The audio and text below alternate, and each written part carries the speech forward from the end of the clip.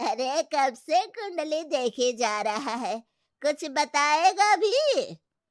हाँ बेटी, बताऊं ना। इसकी शादी का योग कब बनेगा? हर लड़के को रिजेक्ट कर देती है। इतनी देर में आलिया भी जॉगिंग से घर वापस आकर उनके साथ ही बैठ जाती है। अरे आशीष भाई, आप, मुझे सुबह से ही लग रहा था कि कुछ अपशगुन होने वाला है। देखिए, आप आ गए। मुझे तो उस लड़के के लिए अभी से बुरा लग रहा है, जिसे तेरे लिए कुर्बान होना पड़ेगा। बेचारा। वैसे आप इतने बड़े ज्योतिषी बन गए, लेकिन अभी तक कुंवारे हो। क्या बात है? ग्रह योग नहीं बना रहे या कुछ और बात है?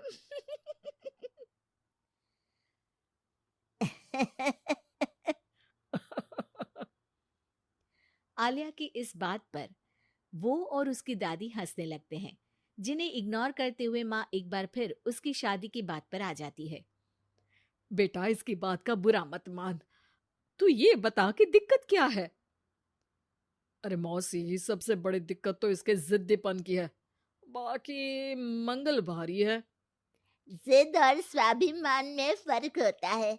मेरी पोती नेक दिल, सेल्फ इंडिपेंडेंट लड़की है। ऐसे ही कुछ कॉम्प्रोमाइज करके कहीं भी शादी थोड़ी ना कर लेगी। माँ जी, आपने ही इसे बिगाड़ कर रखा है। माँ, दादी और भाई की नॉन स्टॉप शादी वाली बातें सुनकर आलिया गुस्से में उठ खड़ी होती है। माँ, आपको पता है, मैं इन सब चीजों पर बिलीव नहीं करती। फिर भी आप लोगों ने मिलकर घर को सर्कस बना दिया है। घर वालों को ये सब सुनाकर आलिया तैयार होती है ऑफिस के लिए निकल जाने को, जहाँ रास्ते में उसे एक छोटी बच्ची फूल बेचते हुए मिलती है। दीदी, फूल खरीद लो ना, आज मेरी मम्मी का बर्थडे है। अच्छा, कितने के हैं? सिर्फ आपके लिए एक फूल, 20 रुपीज। आलिया उस बच्ची से सारे फूल खरीदकर ऑफिस पहुंचकर उन्हें सब में बांट देती है। क्या बात है? ये फूल किस खुशी में बांटे जा रहे हैं? फूल मिलने से सबके चेहरे पर जो खुशी आई है ना, उसी की समझ लो। चलो काम करते हैं। ऐसे ही आलिया अपने आसपास के लोगों में खुशियां बांटते हुए डेली लाइफ बहुत खुशी से जी रही होती है। दिन बीतते रहते हैं। एक शाम आलिया और उसकी दोस्त आइसक्रीम खरीदने जाती हैं। भैया, 2 चॉकलेट आइसक्रीम देना। तुम्हारा चॉकलेट आइसक्रीम से प्यार मुझे आज तक समझ नहीं आया। आइसक्रीम लेकर आलिया की दोस्त तो वहां से चली जाती है, लेकिन जैसे ही आलिया जाने लगती है, तभी एक जरूरतमंद बच्चा उसके पास आता है।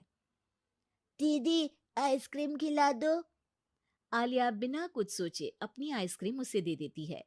ये सब देख वहीं खड़ा देव आलिया के पास आता है। आप उसे पैसे भी तो दे सकती थी। हाँ, दे सकती थी, पर पैसे तो आगे उससे कोई दूसरा भी छीन सकता था। लेकिन इस आइसक्रीम को खाकर उसे जो खुशी मिलेगी ना, वो कोई नहीं छीन पाएगा। वाह, डीप थॉट। आज से मैं भी ऐसे सोचना शुरू करूंगा। वैसे मेरा नाम देव है। हेलो देव, मैं आलिया हूँ। और इस तरह दोनों बातें करते हुए साथ चलने लगते हैं, जिसके बाद धीरे धीरे दोनों की बातें और फिर मुलाकातों का सिलसिला शुरू हो जाता है। इसी तरह कुछ महीने बीत जाते हैं। अब दोनों एक दूसरे को पसंद करने लगते हैं। मेरी मम्मी को उनके सोशल वर्क के लिए सम्मानित किया गया है, तो आज फैमिली डिनर में तुम भी आ सकती हो।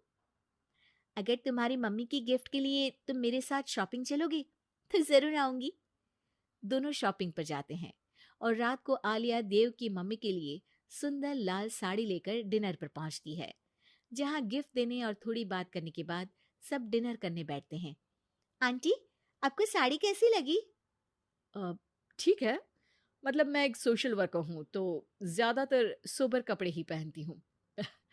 डोंट वरी, मम्मी किसी स्पेशल मौके पर ये साड़ी ज़रूर पहनेंगी।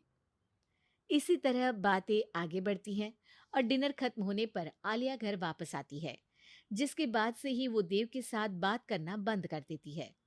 ऐसे ही कुछ दिन बीत जाते हैं, जिसमें देव बहुत बार उसे कॉल और मैसेजेस करता है, लेकिन आलिया किसी का जवाब नहीं देती। क्या हुआ? सब कुछ तो अच्छा चल रहा था, फिर तुमने देव से बात करनी क्यों बंद कर दी? उसकी मम्मी को घर में बहू नहीं, नौकरानी का रिप्लेसमेंट चाहिए, जो मैं नहीं बन सकती। अरे इतनी जिद भी अच्छी नहीं। लड़कियों को थोड़ा कॉम्प्रोमाइज तो करना ही पड़ता है। तुम्हारे लिए देव से ज्यादा सूटेबल लड़का तुम्हें नहीं मिल सकता। माँ उसे ये सब बोल ही रही होती है कि उसके फोन पर मैसेज आता है, जिसे पढ़कर वो तुरंत घर से निकलकर हॉस्पिटल पहुंचती है, जहां देव अकेला परेशान खड़ा होता है। पर आलिया उसके पास न जाकर एक कमरे में जाती है और कुछ देर बाद बाहर निकलकर घर वापस आ जाती है। इसके कुछ दिनों बाद देव और उसकी मम्मी आलिया के घर आते हैं। अगर तुम हॉस्पिटल आकर ब्लड डोनेट नहीं करती तो शायद आज मैं यहाँ सबके साथ नहीं होती। तुमने मेरी आंखें खोल दी।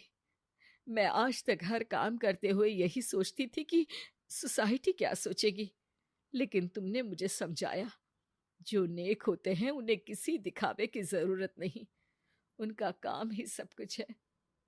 आंटी, अगर देव ग्रुप चैट में ब्लड नीडेड का मैसेज नहीं डालता तो मुझे पता भी नहीं चलता।